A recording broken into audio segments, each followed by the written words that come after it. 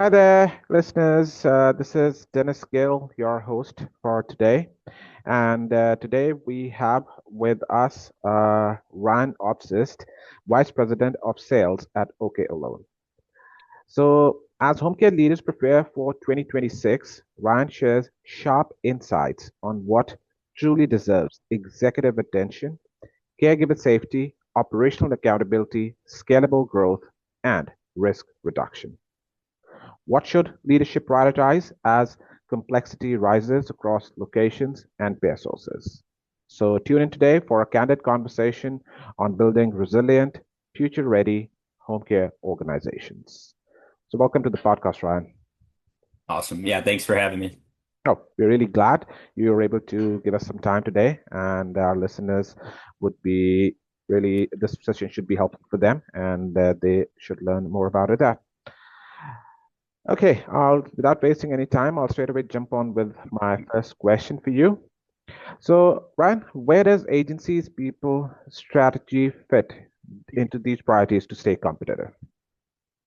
Yeah, no, I think a big thing with that is, a strong people strategy isn't just one of the priorities. It's really the foundation that holds everything else up within the organization. So in home care specifically, your workforce is your service. So agencies that invest in recruiting, development, and protecting their workers are the Okay. ones that really stay competitive. I've seen, obviously we look at things from a safety lens as a safety provider in the home Got it. care space, but we're seeing that attrition stats are over 80% Mm-hmm. in the home health care space, and a lot of that is due to workforce safety out in the field.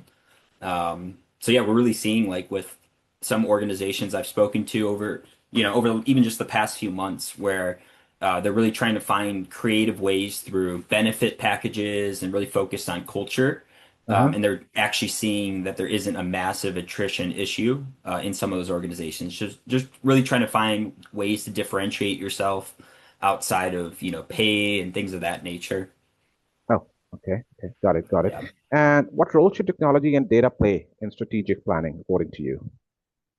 Yeah, so I think technology and data should be really the engine behind smarter and more effective operations. So, for example, data can identify safety risks with what we do.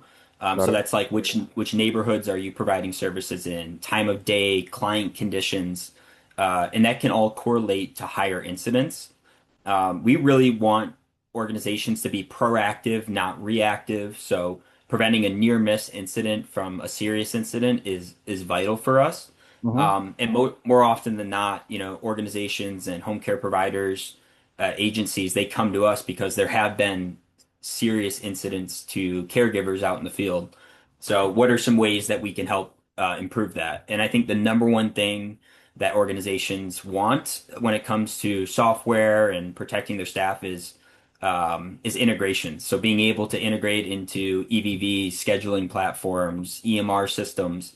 Mm-hmm. Safety should be something that is at the forefront, but also we don't want it to be something where it's hindering on their productivity and things of that nature. And you may or may not hear this all the time, but app fatigue and solution fatigue Uh-huh. are a real thing. Organizations, they don't want to use multiple softwares, multiple platforms, multiple Yeah. apps.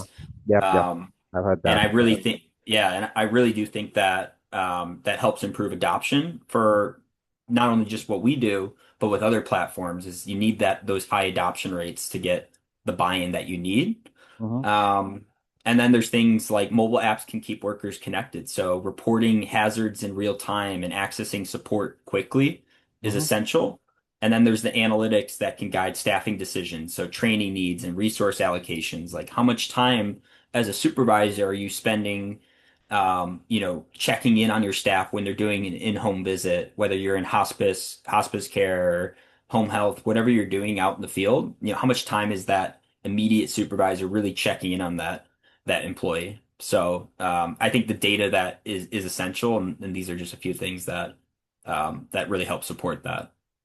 Okay. And how can agencies balance growth with staffing and cost challenges? Yeah. I think one is, you know, in home care, it's aligning expansion with workforce Hmm. capacity. So one is just improving retention, which is far cheaper than constantly recruiting. There's a really high cost with recruitment and training and things of that nature. So being able to improve those retention rates are vital. Got it. But also investing in safety and well-being. So kind of like what I was talking about, reducing injuries, turnover, absent employees who aren't providing care because they don't feel safe out in the workforce.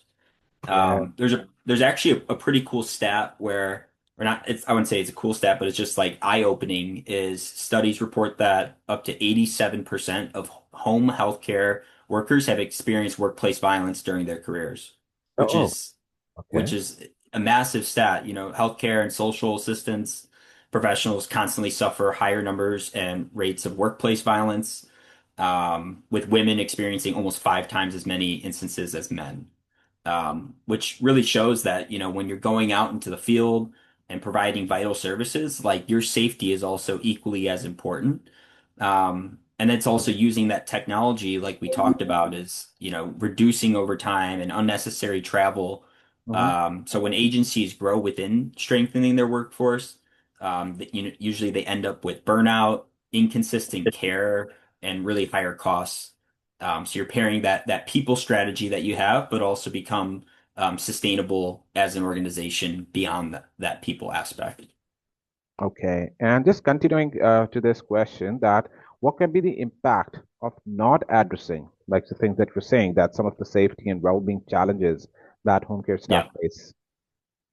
Yeah, I mean, I think the consequences are real and they compound quickly. So, if agencies and organizations ignore safety, Hmm. and the well-being, they'll see higher injury rates within their workforce. So, from lifting, falls, unsafe home conditions or environments that they go into, burnout and turnover, which drives up costs and then also disrupts client care, which is the most important part. And then lower quality of care because one, they're stressed out in the field. There's potential injuries that could happen while they're working by themselves out in the field, Hmm. and they can't perform at their best. And then the reputational damage of these organizations plays a huge part. So it makes recruitment even harder, which we talk about attrition rates in the space and things of that nature. Like reputational damage is equally as important because if you don't have that and you're struggling with recruitment, like what are ways that you can differentiate yourself? And then regulatory and liability risks, especially if an incident goes unaddressed, like how do you handle that from a Hmm. compliance perspective? Yeah. So ultimately, failing to protect workers means failing to protect your clients, and safety really isn't a nice to have. It's something that you need to do to prioritize your workforce and really their well-being out in the field. Definitely. And adding to this only, the next thing is about that. What are some of the challenges that home care staff face traveling to and in patients' homes? Yeah. So I would say home care workers navigate risks the most out of healthcare professionals. That really it comes down to travel hazards. So, they're traveling long distances, unfamiliar neighborhoods, poor lighting, unsafe parking conditions. Hmm. Especially if you're looking at the landscape of North America, like people are working in various demographics and areas where Yeah. they might not have the support that they need internally. Hmm. Weather conditions actually play a serious factor in that, especially for workers who rely on public transportation potentially. And then entering unpredictable environments where hazards can include clutter, pets, smoke, pests, unsafe family dynamics. I've heard of situations of nurses going into someone's homes and being bit by a stray dog, like things like that actually happen out in the field where it's not something you account for because the information you're given is really around the patient and their needs. But it's the environment around them that actually becomes a higher risk for a lot of people in the space. Um, and then really just working alone. So without immediate backup, if something goes wrong, what happens? How are you accounting for those individuals? And then the physical strain. So lifting, assisting clients without proper equipment. These challenges really make safety protocols, communication tools, and real-time support essential when they're working out in the field. Okay. And finally, where do coordinators, supervisors, and office staff fit into all this?